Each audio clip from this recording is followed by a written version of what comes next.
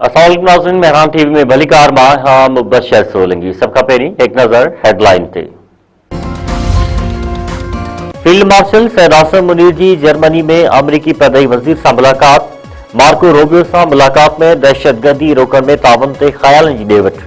Field marshal Munich security conference में शिरकत कई। जर्मनी के परदेही वज़ीर ऐं सलाहकार सां सिक्योरिटी ताउन ते ॻाल्हि ॿोल। ISPR मूजिब फील्ड मार्शल जर्मनी के चीफ ऑफ डिफेंस सां भी मुलाक़ात कई, जंहिंमें दिफ़ाई ताउन ते ख़यालनि जी ॾे वठि कई वई।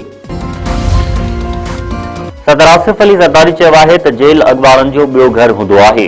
मूं 14 साल अवाम जे हक़नि ख़ातिर जेल काटियो आहे। मदीने जी रियासत जी ॻाल्हि कंदड़ जेल में इबादत कनि ऐं रोज़ा रखनि। रहमिया खान में कारकुननि खे ख़िताब कंदे सदर आसिफ अली ज़रदारी वधीक चयो आहे त सॼे मुल्क मां चूंडूं खटींदासीं। बिलावल भुट्टो वज़ीर आज़म थींदो। मुल्क को रिपब्लिक लिमिटेड नाहे जो ॾेवालो निकिरी वञे।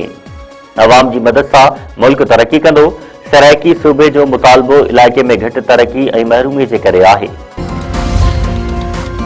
T20 वर्ल्ड कप जो वडो टाकरो अज थींदो। पाक भारत टीमूं कोलंबो के मैदान से आमो सामो थींदियूं।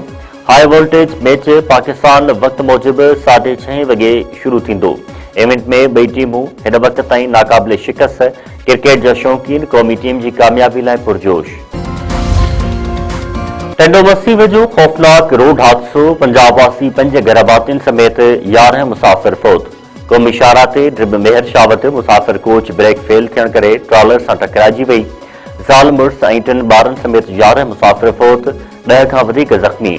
फौतन में अकबर सियाल ऐं संदसि ज़ाल पुट अब्दुल समद, 2 नींगरियूं वरदा ऐं बिस्मा शामिल। हादसे में ड्राइवर गुल शाह, क्लीनर हाशिम, काशिफ, शाकिर, रमज़ान ऐं मोहम्मद ज़ैन भी हयाती विञाए वेठा। कोच पंजाब खां कराची वञी रही हुई त हादसो पेश आयो।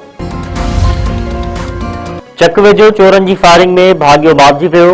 ॻोठ मेहराब खोसो में घर मां चोरी की कोशिश। सुजाग थियण ते भाग्यनि जी मज़ाहिमत। चोरनि जी फायरिंग में घरधणी मोहम्मद उस्मान खोसो मौके ते मारिजी वियो। पुलिस पारां फरियाद न वठण ख़िलाफ़ वारसनि पारां लकी गुलाम शाह में क़ौमी शाहराह ते लाश रखी धरणो। जवाबदारनि की गिरफ़्तारी जो मुतालबो।